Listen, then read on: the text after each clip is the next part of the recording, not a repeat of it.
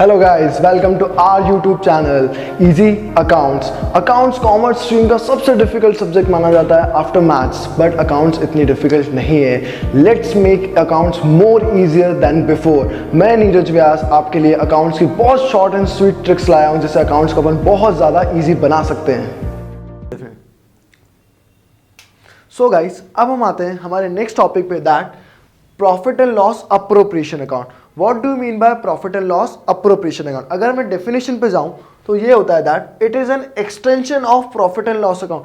ये एक एक्सटेंशन है प्रॉफिट एंड लॉस अकाउंट का। मतलब ये जो अकाउंट है ये प्रॉफिट एंड लॉस अकाउंट के बाद बनता है। और क्यों बनता है?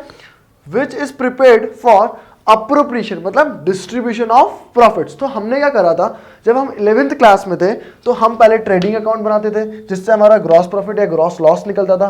फिर हम बनाते थे प्रॉफिट एंड लॉस अकाउंट जिससे हमारा नेट प्रॉफिट या नेट लॉस निकलता था। और ये जो नेट प्रॉफिट और नेट लॉस निकलता था ये डायरेक्टली हम बैलेंस शीट में ट्रांसफर कर देते थे, या तो कैपिटल में ऐड कर लेते थे प्रॉफिट को, या लॉस को कैपिटल से डिडक्ट कर लेते थे। क्यों? क्योंकि तब हमारे पास था सोल प्रोप्राइटर, सिंगल ओनर था, सारा प्रॉफिट उसी को मिलेगा, सारा लॉस भी वही बियर करेगा। बट अब जब हम पार्टनरशिप पढ़ रहे हैं तो ये जो प्रॉफिट आया है मेरे पास और ये जो लॉस आया है ये मुझे पार्टनर्स में डिस्ट्रीब्यूट करना पड़ेगा। तो जब इस प्रॉफिट और लॉस को मैं डिस्ट्रीब्यूट करने के लिए एक नया अकाउंट बनाता हूं तो that is known as profit and loss appropriation account.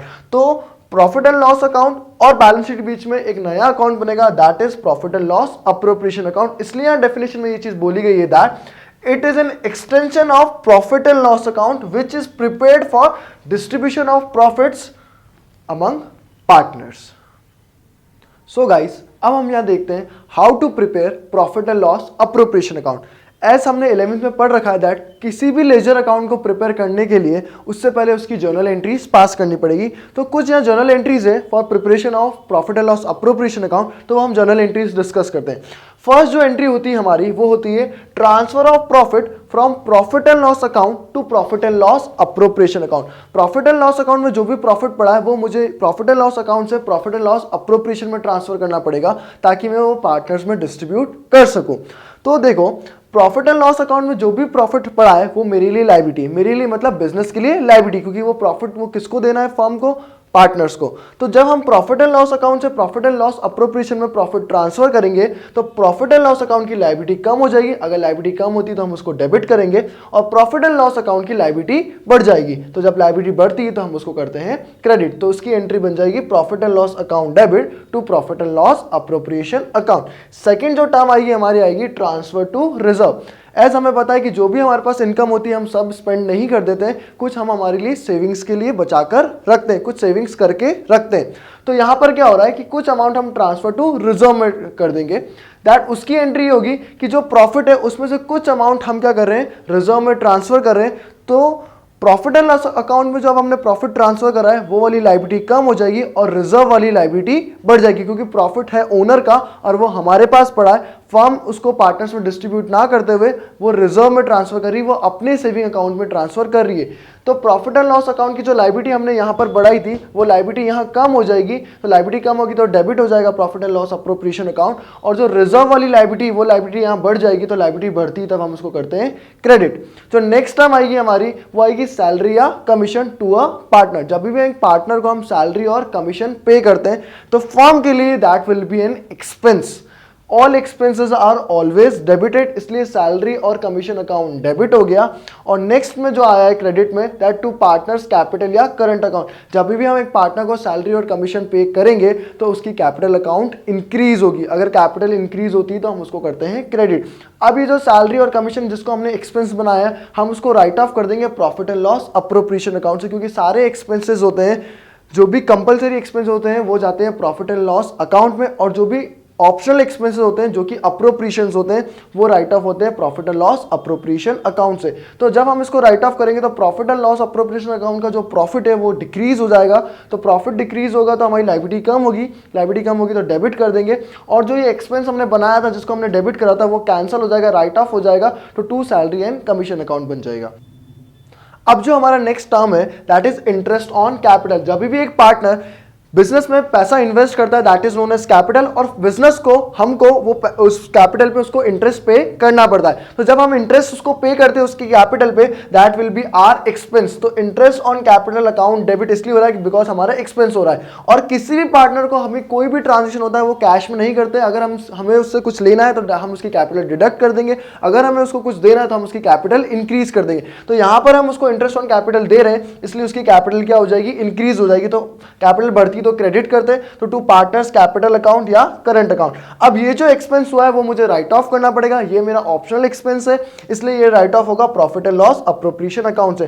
Profit and loss appropriation से जब हम एक्सपेंस राइट ऑफ करेंगे तो हमारे प्रॉफिट्स कम हो जाएंगे। प्रॉफिट्स कम होंगे मतलब बिजनेस की लायबिलिटी कम हुई, लायबिलिटी कम होती है तो हम करते हैं डेबिट। तो profit and loss appropriation account debit to interest on capital account. Interest on capital को क्रेडिट हमने इसलिए करा है बिकॉज जब एक्सपेंस हुआ था तो इसको डेबिट करा था, अब जब राइट ऑफ हो गया तो ये कैंसिल हो गया तो इसको कर दिया हमने क्रेडिट। जो नेक्स्ट टर्म आती है that is interest on drawings. Interest on drawings का मतलब क्या होता है, ड्रॉइंग्स मींस जब भी पार्टनर कोई भी अमाउंट बिजनेस से विड्रॉ करता है for his personal use, that is known as drawing. तो बिजनेस उस पर इंटरेस्ट चार्ज करती है, मतलब उससे इंटरेस्ट लेती है। तो जब बिजनेस पार्टनर से इंटरेस्ट लेगी तो that will be my income. Business की वो क्या हो जाएगी, income. All incomes are always credited. तो इनकम हुई तो हमने इनकम को क्रेडिट करा, और ले किससे रहे, पार्टनर से। मैंने अभी बताया था कि अगर हम पार्टनर से कुछ लेंगे तो हम कैश में नहीं लेंगे या बैंक के थ्रू नहीं लेंगे, हम उसकी कैपिटल क्या कर देंगे, डिडक्ट कर देंगे। अगर कैपिटल कम होती है तो कैपिटल कम होगी तो पार्टनर्स कैपिटल अकाउंट या करंट अकाउंट डेबिट हो जाएगा, और हमारी इनकम है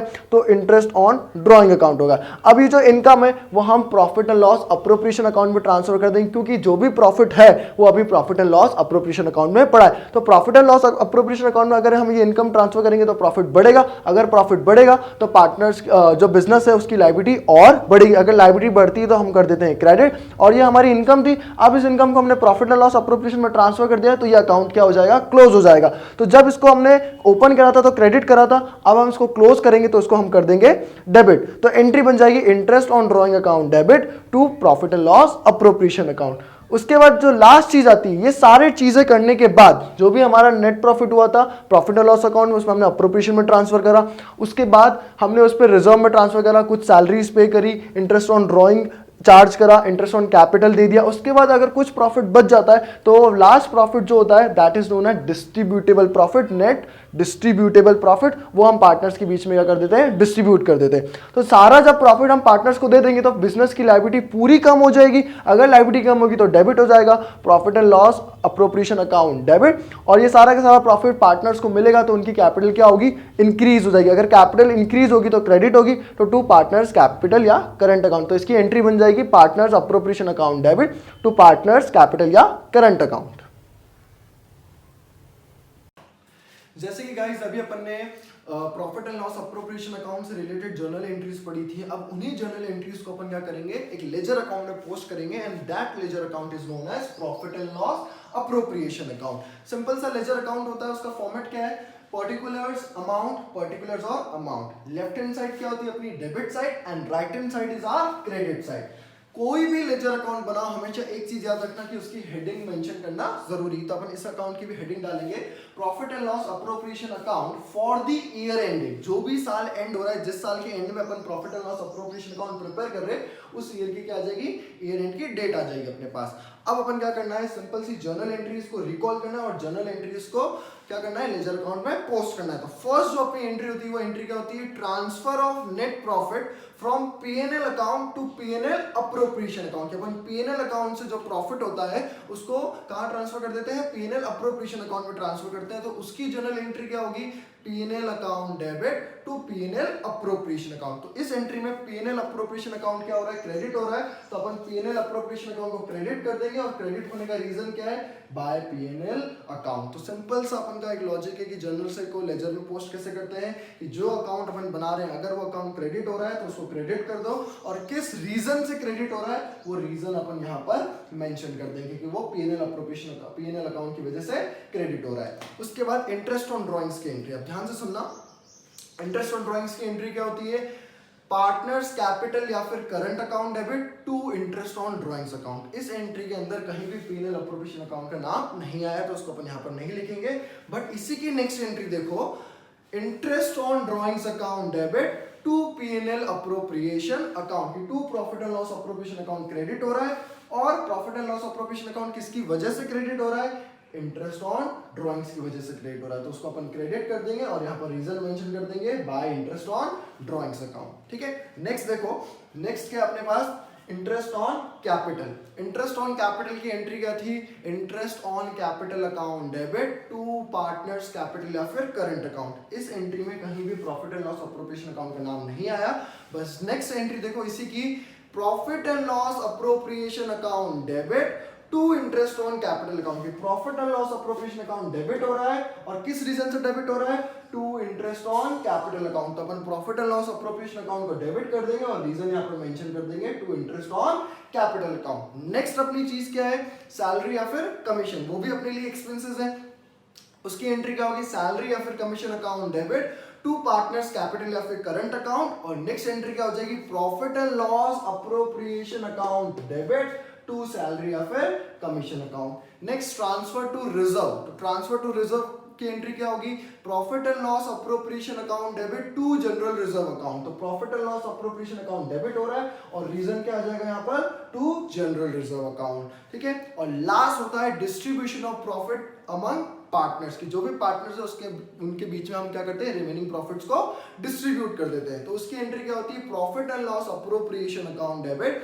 टू पार्टनर्स कैपिटल या फिर करंट अकाउंट। तो इस केस के अंदर भी profit and loss appropriation account debit हो रहा है और रीजन क्या आ जाएगा, पार्टनर्स कैपिटल अकाउंट, बट इसको अपन थोड़ा सा अलग तरीके से लिखते हैं। यहाँ पर अपन एक चीज लाइन लिख देंगे, टू प्रॉफिट ट्रांसफर टू, ठीक है, अब किसके बीच में ट्रांसफर हो रहा है, एक्स कैपिटल, अभी अपने अज्यूम करेंगे दो पार्टनर है एक्स और एक वाई, एक्स कैपिटल या फिर करंट अकाउंट और एक वाई कैपिटल और करंट अकाउंट। तो इस तरह से अपन क्या करते हैं, profit and loss appropriation account बना लेते हैं। देखो सिंपल सा एक कंसेप्ट है तुम्हारा कि जर्नल को अपन को क्या करना है, लेजर में पोस्ट करना है। जर्नल को लेजर में पोस्ट करने का एक सिंपल सा तरीका होता है कि जिस अकाउंट को तुम बना रहे हो उसको अंदर देखो कि वो डेबिट हो रहा है या फिर क्रेडिट हो रहा है। जैसे कि एक बार मैं लास्ट टाइम ये चीज बता देता हूँ प्रॉफिट एंड लॉस की एंट्री की, कि अपन ने जब प्रॉफिट्स को ट्रांसफर करा था तो उसकी एंट्री क्या करी थी, P&L account debit to P&L appropriation account. अपन P&L अप्रोप्रिएशन अकाउंट बना रहे हैं तो P&L अप्रोप्रिएशन अकाउंट क्रेडिट हो रहा है, और क्रेडिट होने का रीजन क्या है, by profit and loss account.